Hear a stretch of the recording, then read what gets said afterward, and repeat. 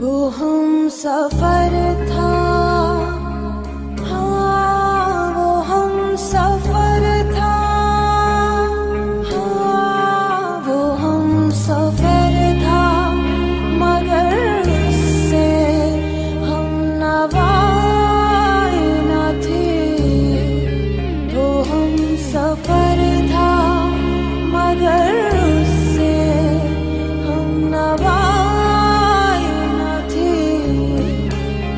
वो हम सफर था, हाँ वो हम सफर था, हाँ वो हम सफर था, मगर उससे हम नवाए न थे।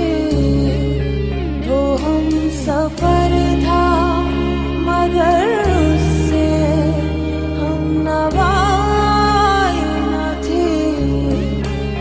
अस्सलाम वालेकुम नाजरीन, मैं हूं आपका दोस्त मोहम्मद अमजद अली और आप देख रहे हैं प्रोग्राम हमारा मुआशरा। जैसे कि आप जानते हैं नाजरीन, इस प्रोग्राम के ज़रिए हमारा ये मकसद है कि हमारे मुआशरे में जो इंतशार है वो दूर हो। ख़ानदान टूट रहे हैं, दिलों में दूरी आ रही है और डिवोर्स की शरह बढ़ रही है, और अगर इकट्ठे भी रहते हैं तो दिल में खलिश और रिश्तों में जो है कदूरत है, मिल के नहीं रहते। ये सारी वजूहात पर हम रोशनी डालने के लिए और मुआशरे को एक बार फिर से एक सेहतमंद मुआशरा बनाने की हम कोशिश कर रहे हैं नाजरीन। और अल्हम्दुलिल्लाह 4 एपिसोड हो चुके हैं, माशाल्लाह काफ़ी रिस्पांस है। हम हमारे ऑडियंस के ममनून और मशकूर हैं, हमारा प्रोग्राम देख रहे हैं और सराह रहे हैं और काफ़ी लोग इससे फ़ायदा भी उठा रहे हैं। तो नाजरीन, हमेशा की तरह इस बार भी हमारे साथ मौजूद हैं बहुत ही माहिर बरकात। तो नाजरीन, गुफ्तगू इससे पहले भी हुई थी, अभी भी इंशाल्लाह हम करेंगे, क्योंकि बहुत से लोगों को इत्तला नहीं थी कि ये प्रोग्राम चल रहा है। तो शुरू में सरसरी तौर पर हम ये जानने की कोशिश करेंगे एडवोकेट साहब से, बीवी पर या उसके हस्बैंड या उसके कोई रिलेटिव्स वाइफ के ऊपर अगर हरासमेंट करते हैं या क्रूएल्टी करते हैं, इस ज़िमन से कि भाई इस दबाव से कि वो और जहेज लाए या दौरी लेके रख के आए, तो इसको आईपीसी के अंदर क्राइम करार दिया गया है। अब हरासमेंट और क्रूएल्टी की जो एक्सप्लेनेशन दी गई है, उसके अंदर किसी भी किस्म का दबाव बनाना, जिस्मानी तौर पे या जहनी तौर पे उससे ज़दोकूब करना, मारपीट करना, या किसी भी किस्म का ऐसा कंडक्ट जो औरत को मजबूर करे कि वो और जहेज लेकर के आए, उसको सज़ा दी जाएगी। इसको क्राइम माना गया है।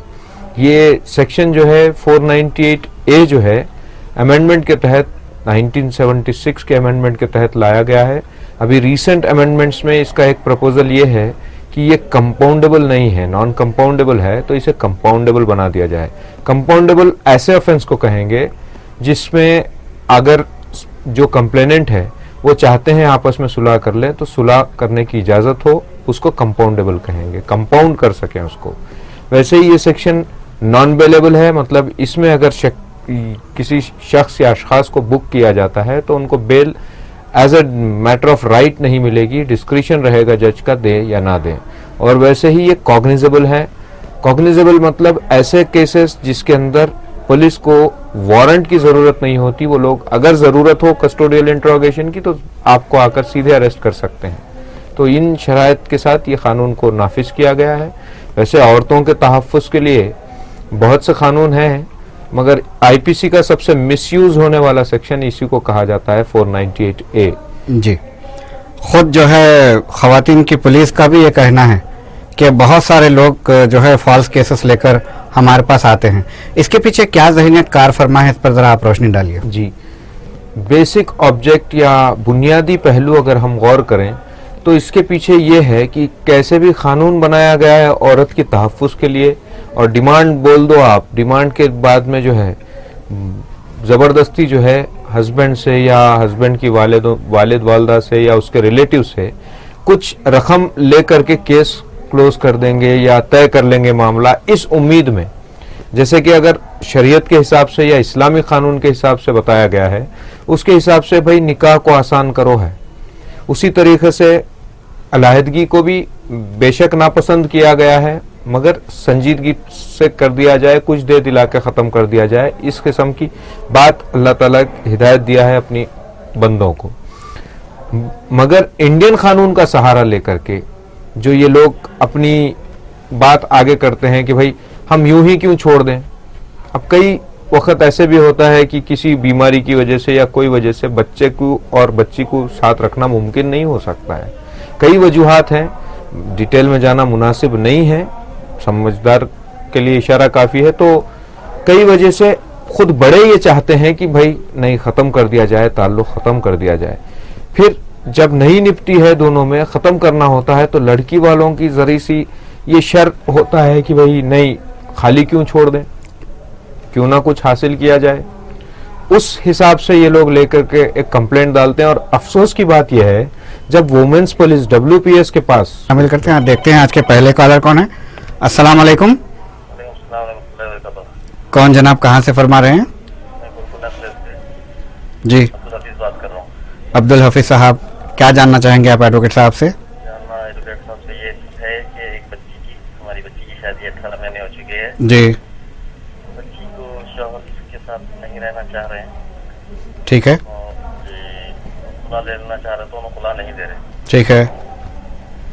वजह क्या है अलहदगी इख्तियार करने की, ऐसा सोचे आप? अलहदगी इख्तियार करने के लिए तुम थोड़ा शकी मिजाज में आ गए। कौन है शक्की मिजाज वाले? नौशा। नौशा है शक्की मिजाज वाले। तो ये शक के दायरे में, शक के घेरे में आए क्यों? कुछ एक मखसूस चीज बता सकेंगे आप? शक के दायरे में आने की वजह यह है कि हम सऊदी अरब में रहते हैं। ठीक है, फोन करते रहते थे, फोन इंगेज रहा तो शक के में आ गए हम। ठीक है, तो तुम हमसे किससे बात कर रहे हैं, क्या कर रहे हैं बोल के अच्छा गैर गलत गुफ्तगू इस्तेमाल कर रहे हैं। अच्छा, अब बच्ची नहीं रहना चाह रही, खुला देने के लिए पेपर्स भी भेजे थे, एक्सेप्ट नहीं कर रहे। ठीक है। तो उसके लिए क्या करना चाहिए जरा? आपने बीच में सुलह सफाई की कोशिश नहीं की जनाब? सुलह सफाई की कोशिश करे लेकिन मानने के लिए तैयार ही नहीं है हम। आप कुछ पूछना चाहेंगे? नहीं, ठीक है, बोल। ठीक है, आपका सवाल सुन लिए हैं एडवोकेट साहब, इंशाल्लाह जवाब देते हैं। प्रोग्राम देखते रहिए। कॉल करने का शुक्रिया। जी एडवोकेट साहब, 18 माह हुए हैं शादी को, शौहर सऊदी अरब में रहते हैं और बेगम से जब फ़ोन पे बात करने की कोशिश करते हैं तो बसा औक़ात एंगेज आती है, तो वो शक कर बैठे हैं। आप क्या फरमाते हैं इस ताल्लुक़ से? जी देखिए, कई वजूहात होते हैं कि भाई नहीं निभना है, नहीं रहना है।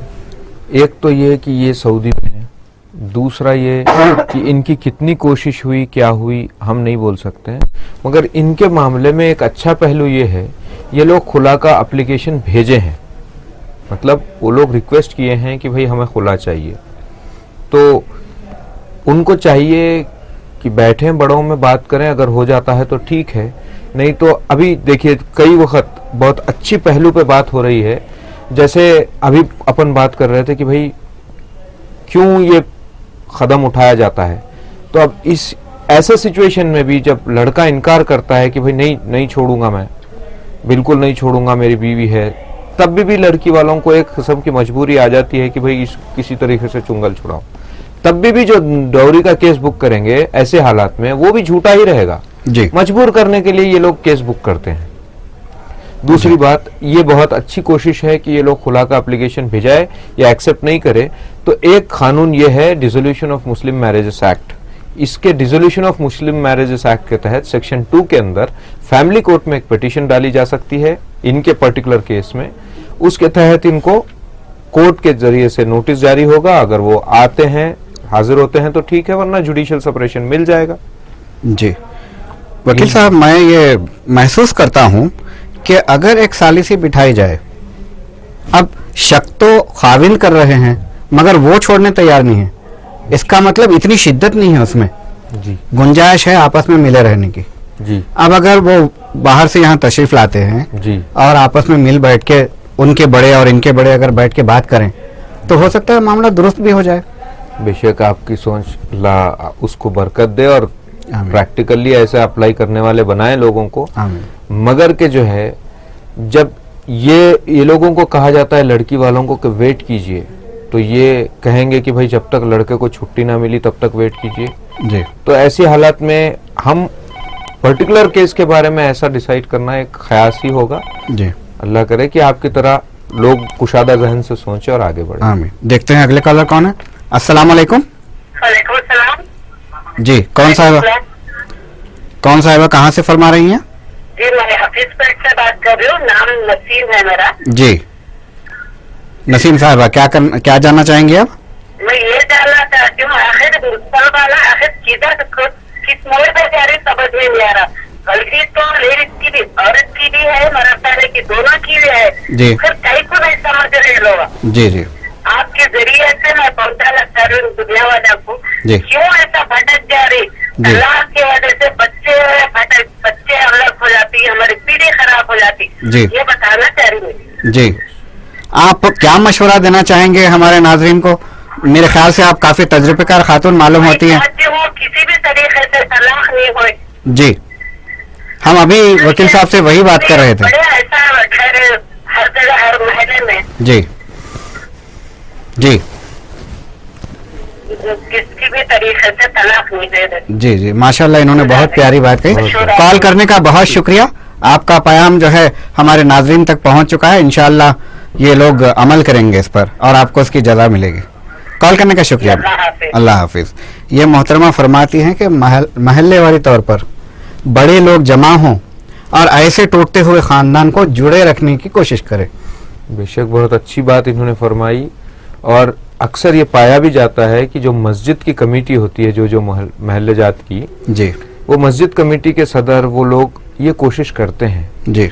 और मैं इनको बता दूं कि बहैसियत वकील भी हम ये कोशिश करते हैं कि घर ना टूटे। कभी किसी को शिद्दत से समझाया जाता है, किसी को ठीक से बात बताई जाती है जी। और कई वक्त हम ये भी कोशिश करते हैं, देखो आप तलाक की बात कर रहे हो, आपको पेट में औलाद है जी। और जब अगर तलाक या खुला हो जाएगा तो उसके बाद के जो डिफिकल्टीज होंगे जिंदगी में, जी, जो मुश्किलात पेश आएंगे, उसकी तरफ भी हम तवज्जो दिला करके कोशिश करते हैं कई वक्त कि भाई घर ना टूटे और सीधा चले, अच्छा हो। जी। पर कुरान भी कहता है कि अगर कोई जायज या सीधा रास्ता बाकी ही ना हो तो बेशक अल्लाह को हलाल चीजों में सबसे नापसंदीदा चीज तलाक या खुला है, घर का टूटना है। मगर कई वक्त ऐसा हो जाता है कि वो मजबूरी होती है, तो तब हमें सब्र के अलावा और कोई रास्ता नहीं बचता। जी। एडवोकेट साहब, आजकल ये देखने में आ रहा है कि लोग मसाजिद को ज्यादा जाते नहीं। हुजूर सल्लल्लाहु अलैहि वसल्लम का इरशाद मुबारक है कि मस्जिद में पढ़ी हुई नमाज अकेले इनफरादी तौर पे घर में या ऑफिस में पढ़ी जाने वाली नमाज से 27 दर्जे बेहतर है। 70 दर्जे में से। हाँ, तो हो सकता है ये भी नुक्ता उसमें शामिल हो। अगर लोग आते जाते रहें तो एक किस्म की बॉन्डिंग होती है महल्ले वालों में, और किसी एक घर में कुछ नाइत्तेफाकी हो जाए तो सब मिलकर समझाने के लिए काफी मदद मिल सकती है। बेशक ये एक और पहलू भी हम देखेंगे। जी, एक कॉलर शामिल करते हैं आपकी इजाजत से। अस्सलाम वालेकुम। वालेकुम सलाम। कौन जनाब, कहाँ से फरमा रहे हैं? जी मैं अलजुबैल कॉलोनी चनानगढ़ से फरमा रहा हूँ। सिराज अहमद नाम है मेरा। जी सिराज साहब, जी क्या जानना चाहेंगे जनाब आप? जी आप क्या जानना चाहेंगे एडवोकेट साहब से? एडवोकेट साहब से ये पूछना था, तकरीबन 8-9 साल से मेरे भतीजे का केस चल रहा है। जी। यही डोरी केस। जी जी हेलो। जी जी, सुन रहे हैं, बताइए। हाँ, ये डोरी केस तकरीबन 8-9 साल से चल रहा है। उनके वालिद वालदा भी गुजर गए इसी चक्कर में। जी। और उन्होंने जना कि कुछ गैर जरूरी नामा भी लिखा दिए, जिसमें से उनकी एक बहन का नाम लिखा दिए जो बाहर थे, चीचाओं का नाम लिखा दिए, चीचा के लड़के का नाम लिखा दिए। जी। और वो चूप लेके जा रहे हैं और लोग परेशान कर रहे हैं, ले आके जना के रिमांड करते रहे।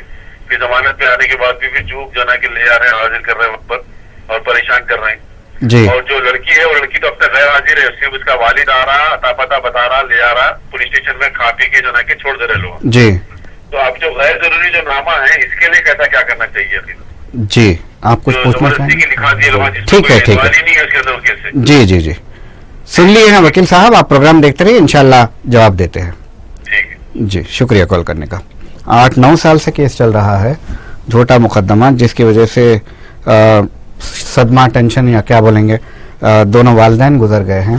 और अननेसेसरी नेम्स आप पिछली गुफ्तगू में आप फरमा रहे थे, लोग एक साथ रहते नहीं फिर भी ना, मगर उनका नाम जो है उसमें ठोंस दिया जाता है। जी हाँ। इस ताल्लुक से आप क्या फरमाना चाहेंगे? देखिए, बेसिकली इनका सवाल ये है कि भाई ये जो अननेसेसरी गैर ज़रूरी नाम दाखिल किए जाते हैं और 9-9 साल तक मुकदमा चलता है, तो पहले तो डॉरी केस के अंदर हो सकता है इनके वालिदैन का भी नाम था होगा। जी, अल्लाह उनको उनकी मगफिरत करे जो गुजर गए हैं दुनिया से। आमीन।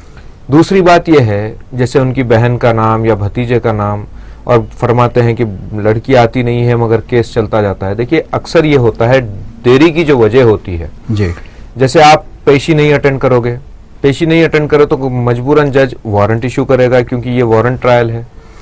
तो वैसे टाइम पर जब तक आप हाजिर नहीं होंगे या फिर आपकी तरफ से कोई रिप्रेजेंटेशन नहीं होगा या आपके वकील साहब कोई रिप्रेजेंटेशन कर करके वजह नहीं बताते हैं अदालत को आपकी गैर हाजिरी की, तो फिर आपका हाजिर होना लाजमी होता है। जी, ऐसे इंसिडेंट्स में आप हाजिर होने तक केस की पेशी बढ़ती रहेगी, कार्रवाई आगे नहीं बढ़ेगी। जी, चूंकि क्रिमिनल साइट पर जिसके ऊपर इल्जाम लगता है उसकी हाजिरी के बगैर कार्रवाई आगे नहीं बढ़ती, तो आपको हाजिर होना चाहिए। अगर आप नहीं हाजिर हो सकते हैं तो सेक्शन 317 के सीआरपीसी के अंदर एक पिटीशन आती है, अगर आप वो दाखिल करते हैं कि वजह बताते हुए कि मैं इस वजह से नहीं आ सका, तो फिर कोर्ट अगर उसको मानता है तो कार्रवाई आगे बढ़ सकती है। जी, और दूसरा हल जो इन्होंने पूछा है कि भाई ऐसे लोगों के लिए क्या मशवरा है, अगर ऐसे लोग हैं जिनके लिए सालों से मुकदमे पेंडिंग है और इनका कोई रोल भी नहीं है, इनके ऊपर कोई एलिगेशन भी नहीं है, चार्जशीट फाइल होने के बावजूद भी कोई केस आगे नहीं बढ़ता, तो ये लोग को, इससे पहले भी मैं अपने प्रोग्राम के जरिए से बता चुका हूं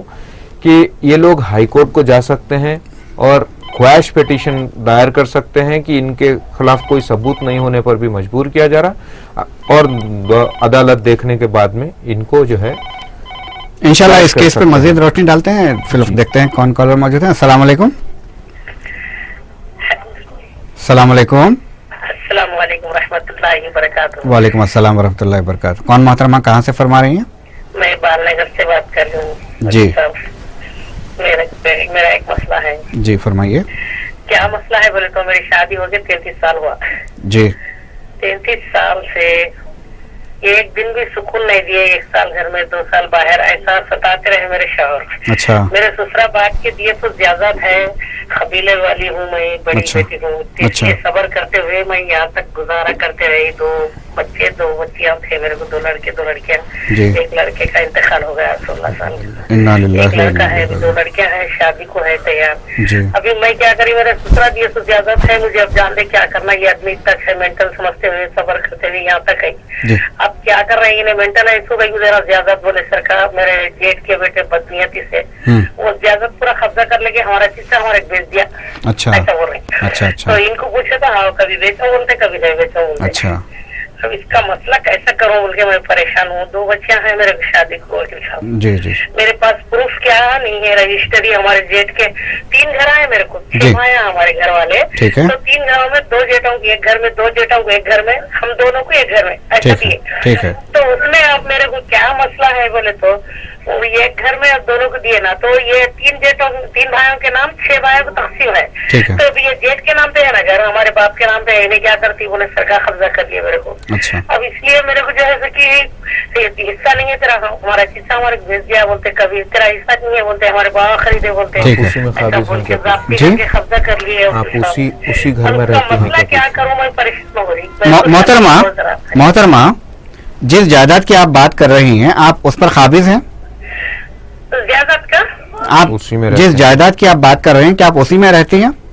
नहीं, मूर्ति में नहीं हूँ मैं। अब मैं मजबूर कर दिया मेरे को, ये छोड़ के बाहर जाने लगे तो मैं क्या करी, माँ बाप के गांव को आ गई मैं। अच्छा, अब यहाँ माँ बाप के गांव में छू, मैं मेरे बाप के घर में छू, मैं एक दूसरा मकान लेके मेरे दिए, तो वही मैं किराए खाते हुए हूँ यहाँ, 2 रूम किराए अच्छा। लेके। अब ऐसा गुजार कर रही हूँ मैं, वो दूसरा मकान कौन जगदलपुर में है घर, जी, जी। मैं बालनगर। अच्छा, अब आप जिस मकान में रह रही हैं, वो मकान किसने लेकर दिया है आपको? कोई ये जो बालनगर का, ये मेरे वालिद का है। अब जहाँ आप रह रही हैं? हाँ, वालिद के घर में छू। अच्छा, ऐसा वालिद पता का नहीं, है, मेरे कौन से वालिद घर लाली का? के हाँ, घर में मेरे बच्चे। किराया कौन दे रहा है इसका? क्या खर्चा? किराया, किराया। जो खा रहे हैं बोले। किराया तो मेरे भाइयाँ दे रहे मेरे को। अच्छा, मतलब तब तक चलाते हुए लाए। अच्छा अच्छा, अब इन लोग ऐसा कर रहे तो मैं परेशान हूँ, क्या करूँ? मैं शादी का भी बोझ कैसा बोलूँ? माँ बाप ठीक है, से मेरी ठीक है। इजाजत ऐसा कब्जा कर ले रहे ठीक है, उनके, ठीक है। परेशान हूँ। कोर्ट कचहरी क्या जाती नको, हाँ जान दो अपने क्या करना है, वो पागल सही नहीं है बोलते। ठीक है। मेरी इजाजत कैसे छोड़ो? मेरे ससुरा मेरे बाट को दिए ठीक है, ठीक पेपर है। है। और कुछ आप पूछना चाहेंगे? वो बोल के ठीक मेरा है, दिल इन्होंने लाया, इनके अफसोस क्वेश्चन होता। के दौरान ये पूछा ये बोला मैं था कि ये खरीद- दूसरा घर खरीद के दिए हैं, तो वो अच्छा। दूसरा घर का किराया आ रहा वो क्या जी है? जी, वो जो आप दूसरा घर खरीद के दिए जिसका किराया आपको आ रहा है, जी, वो किसने खरीद कर दिया है आपको? वो तो घर पूरा वालिद साहब का है, उसमें 2 रूमों का किराया मेरे को देते। अच्छा, तो वही वो ठीक है, ठीक है, ठीक है, समझ गए। वकील साहब ने सुन लिया है, प्रोग्राम देखते रहिए, इंशाल्लाह जवाब देते हैं। कॉल करने का शुक्रिया। जी वकील साहब, क्या फरमाते हैं? ये जो सवाल इन्होंने किया है ये हमारे प्रोग्राम के आज के टॉपिक से तो ताल्लुक नहीं जी रखता है, बिल्कुल। फिर भी इनका इस्तराब ज्यादा है तो ये इनके लिए मुनासिब होगा कि वो दौरान गुफ्तगू ये भी कह रही थी कि इनके ससुरे साहब ने इनको कुछ पेपर लिख करके दिया है, जी तो नेचुरली अगर इनका ट्रांसफर इनके जेठ साहब के नाम में अगर इनका ट्रांसफर हो रहा है तो वो ससुरे साहब से ही होगा। तो इन्हों तो नहीं बल्कि इनके बच्चे उस पे क्लेमेंट बन सकते हैं। दादा की जायदाद में बाप से ज्यादा पोतरों का हिस्सा रहता है, ये पुरानी कहावत सुने होंगे आप लोग। जी, तो वो क्लेम कर सकती हैं इस बिना पे कि भाई हमारा हक ऐसा हुआ है। अब बाकी तो पूरे डॉक्यूमेंट्स के सामने रखने पर ही अदालत बता सकेगी। बाकी इनके लिए इतना ही है कि बच्चे अगर क्लेम करें जी। तो ज्यादा मुनासिब होगा। अगर ये बच्चे नाबालिग हों तो गार्डियनशिप मदर या फादर की गार्डियनशिप में कर सकते हैं। जी जी। वकील साहब, पिछले केस में हमने ये जाना कि जिसकी तरफ से केस दायर किया गया है 498 जो 8-9 साल से चल रहा है जी सिराज अहमद साहब का, उसमें असल जो केस डाले हैं वो ही गायब हैं। जी। तो ऐसे में केस बढ़ेगा कैसे? नहीं, ऐसा है जब तक देखिए 498A की एक स्पेशलिटी ये है कि 198 सीआरपीसी एक सेक्शन आता है जिसके तहत लड़की के जिम्मेदारान माँ या बाप ये लोग भी जो है केस दाखिल कर सकते हैं। और दूसरी बात, ये जो स्टेज जो बता रहे हैं, स्टेज अब हम इधर बैठ करके डिटरमाइन नहीं कर सकेंगे कि क्या स्टेज पे प्रोसीडिंग है। जी दूसरी बात, ये जो कह रहे थे कि भाई ये लोग आते नहीं हैं, अगर ये लोग को पुलिस बार बार पकड़ के ले जाती है फिर छूट करके आते हैं पेशी, तो पेशी जब तक ये लोग रेगुलरली नहीं अटेंड करेंगे तो केस की कार्रवाई मुस्तहकम तरीके से आगे नहीं बढ़ेगी। तो उसके लिए जरूरी होगा कि इन्हों बराबर अटेंड करें। जी। और दूसरी बात यह है कि ये परेशान है दूसरे लोगों के नाम इंक्लूड होने से। जी जब लड़की की गवाही के लिए आना होगा केस, तो तब पूरे एक्यूज होने के बाद में एग्जामिनेशन के बाद में लड़की को गवाही के लिए बुलाया जाएगा। तब तक अगर लड़की नहीं भी आती है तो वो स्टेट गवर्नमेंट की जिम्मेदारी है केस, और पब्लिक प्रोसिक्यूटर उसको लेके चलेंगे। जी। इनकी दिफा में जो एडवोकेट साहब हैं उन्होंने डिलीजेंटली लेकर के इसको अगर चलते हैं जी तो 100% इंशाल्लाह फायदा होगा। इंशाल्लाह जरूर। नाज़रीन, वक्त बिल्कुल खत्म हो चुका है। इंशाल्लाह फिर अगले हफ्ते आपसे मुलाकात होती है। का जो है शुक्रिया अदा करूंगा कि स्टूडियो में तशरीफ लाए और अपने कीमती मशवरों से नवाजा। नाज़रीन, इंशाल्लाह अगले मंगल तक के लिए आपके मेज़बान मोहम्मद अमजद अली को और रूबी चैनल की तमाम टीम को इजाज़त दीजिएगा। फी अमानिल्लाह। वो हम सफर था, वो हम सफर था, हाँ वो हम सफर था, हाँ वो हम सफर था, मगर उससे हम नवाए न थे, वो हम सफर